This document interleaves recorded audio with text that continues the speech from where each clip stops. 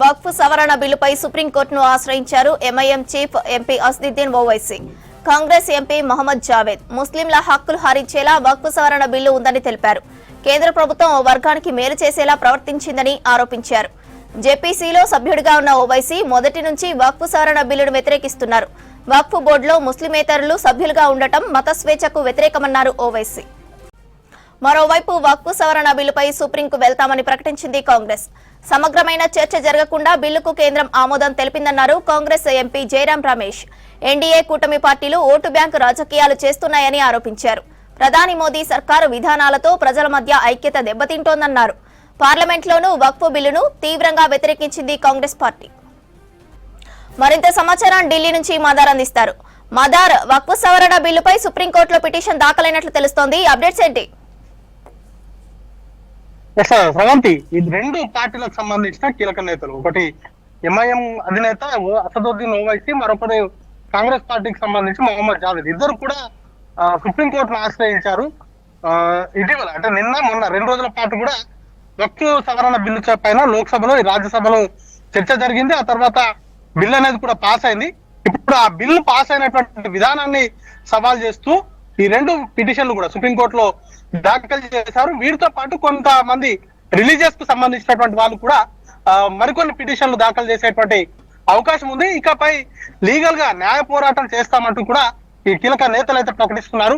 ఒక అన్లాఫుల్ గా ఒక మతపరమైనటువంటి బాడీలో నాన్ ముస్లిమ్స్ ని ఇంక్లూడ్ చేసేలాగా ఈ బిల్లులో కొన్ని క్లాజెస్ అనేది కూడా తీసుకొచ్చారు. వాటితోటి మతానికి సంబంధించినటువంటి హక్కులను కాలరాసే విధంగా కేంద్ర ప్రభుత్వం ఈ బిల్లులను తీసుకొచ్చింది. అన్లాఫుల్ గా ఈ బిల్స్ ని పాస్ చేశారు. సంఖ్యాబలం ఉన్నంత మాత్రాన ఎవరి ఇష్టం ఉన్నట్టు వారు ఏ బిల్లులకు సంబంధించినటువంటి వాటిని పాస్ చేయడం అనేది కూడా సరికాదు. కొన్ని కొన్ని మతపరమైనటువంటి అంశాల విషయంలో జోక్యం చేసుకోకుంటుంటే బాగుంటుంది అనేటువంటి అభిప్రాయాన్ని వారు వ్యక్తం చేస్తా ఉన్నారు. దానిలో భాగంగానే ప్రస్తుతానికి లీగల్ బ్యాటిల్ వైపు రెండు పార్టీలు కూడా అడుగులు వేశాయి.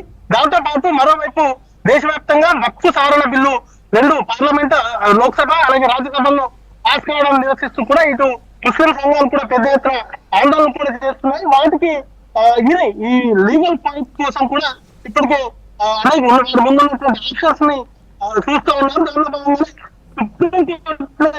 ఆశ్రయించారు. సాధ్యమైనంత త్వరగా ఈ బిల్స్ ని రీఫిల్ చేయాలనేటువంటి అంటే వెనక్కి తీసుకునేలాగా కేంద్ర ప్రభుత్వం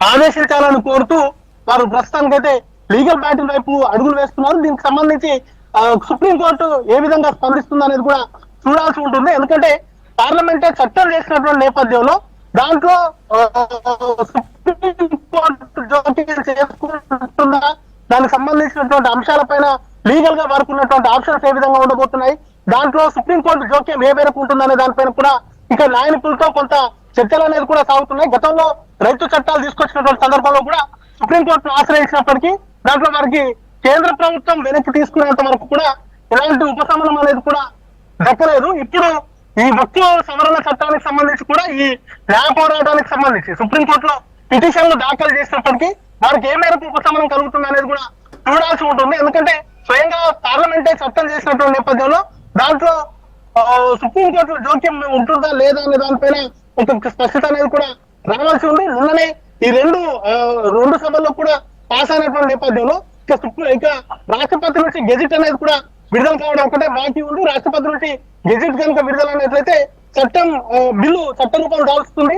ఖచ్చితంగా అది ఇంప్లిమెంటేషన్ లో కూడా వస్తుంది. దాంట్లో కొన్ని వివాదాస్పదమైనటువంటి అంశాలు ఉన్నాయి. వాటిపైనే ప్రస్తుతానికి ముస్లిం సంఘాలు అలాగే కాంగ్రెస్ సహా విపక్ష పార్టీలకు సంబంధించిన ఎంపీలందరూ కూడా అభ్యంతరం వ్యక్తం చేస్తున్నారు.